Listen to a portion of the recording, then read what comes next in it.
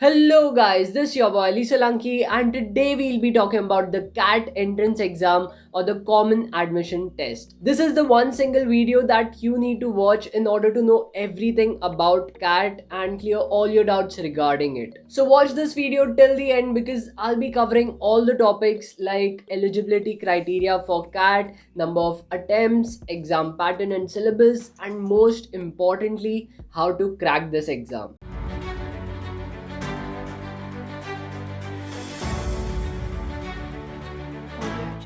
If you don't know this already, then CAT exam is a national exam conducted every year by the IIMs or the Indian Institute of Management. Through this exam, apart from getting admission into IIMs, you can also take admission in some of the biggest business schools in India.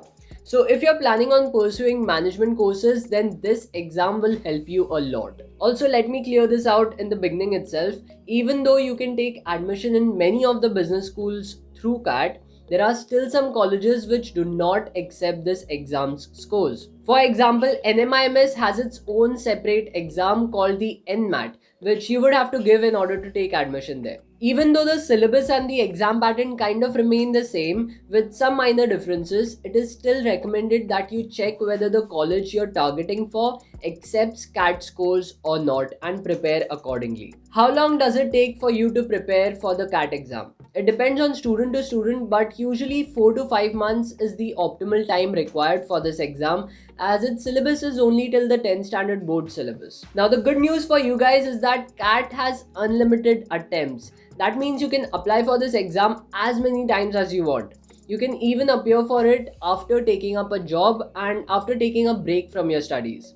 And it also doesn't have any age limits. But remember, if you attempt for the paper, the validity of the scores in that exam is only for a year. So now let's talk about the eligibility criteria for CAT exams. To attempt this exam, you at least need to be a graduate, obviously because the courses offered here are post-graduation ones, and also with a minimum of 50% marks. But for the reserve categories, there is a small waiver in this, and for you guys, it's around 40 to 45% minimum marks.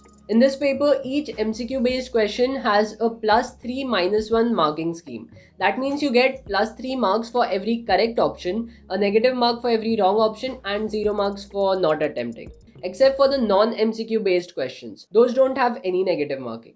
Now let's talk about the paper pattern and syllabus of CAT exams. There are three parts under which the entire syllabus is divided. The first one is verbal ability and reading comprehension. Basically, this is your usual grammar part and this has 34 questions allotted to it. So all in all, 34 into 3, that is 102 marks for this section. Second is data interpretation and logical reasoning. For this, you have 32 questions or 96 marks allotted to it. Usually students take this part very lightly and that's why this section has the students committing the highest number of silly mistakes. The last one is quant or quantitative study. In this section, you again have 34 questions or a total of 102 marks. So for this exam, you get a total of 100 questions and a total duration of 120 minutes to solve it. However, in the later part of the video, I'll tell you exactly how many questions you need to solve in order to get 99 percentile plus in this exam, and will also show you a detailed analysis of previous year's results. For now, as we have a deeper understanding about the paper pattern and syllabus, let's talk about how to prepare for the exam. Mainly, there are two ways in which you can prepare for this exam. One is by taking up a coaching class and they will help you throughout your journey. And the other is getting your own study material and learning everything by yourself. Now, if you're a student who has participated in various Olympiads throughout your school and taken up other competitive exams like NTSC,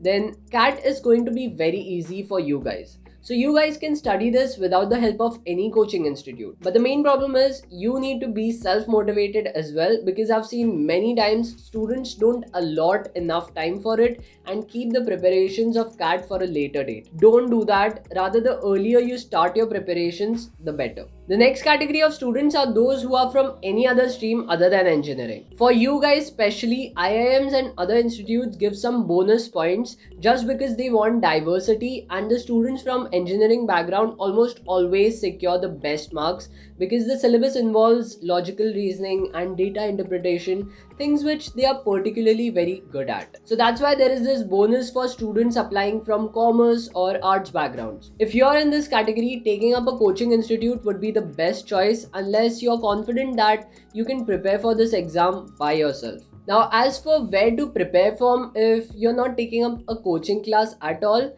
then you can either get online video lectures, the main one being Handa Ka Funda or Unacademy, or even study from books. The main benefit when it comes to taking up video lecture bundles is that you can study at your own pace and keep referring to those videos whenever you get stuck or need time to revise some concepts. Also, this is way cheaper than taking up a classroom course at a coaching institute. The next method of preparation is by studying through books. The only books that you need to refer to would be the 4 books by Arun Sharma. You will find his books in any bookstore or even on Amazon. They are the most widely used ones when it comes to the CAT exams. Now, if you're preparing by yourself, it's extremely important that you have a set path in mind. Usually, students, after studying the books and going through the video lectures, immediately jump towards solving past year's papers or mock tests. You at least need to solve 40 to 50 question papers to get an idea about what is being asked in the exam. So now, when should you start preparing for this exam? Mostly everyone starts preparing for it in their 3rd or the 4th year. If you want to take admission in a classroom course, then 3rd year would be the perfect time to start because they keep increasing their prices. However, if you're planning on preparing by yourself, then you can start as late as 4th year itself. So all the 1st year and 2nd year students who are watching this video can completely relax. Now let's look at previous year's results and determine what you should aim for in this exam. So you can see that you can get 99 percentile with just 150 to 180 marks in this exam and don't need to solve each and every question. Even the 100 percentile marks are usually around 220 marks. So while solving your mock tests and papers, you need to know what to aim for and don't go on solving all the questions because this will most likely result in negative marking. So that's it for this video, and if you like this video then do press the like button, do subscribe to the channel and share this video as much as you can.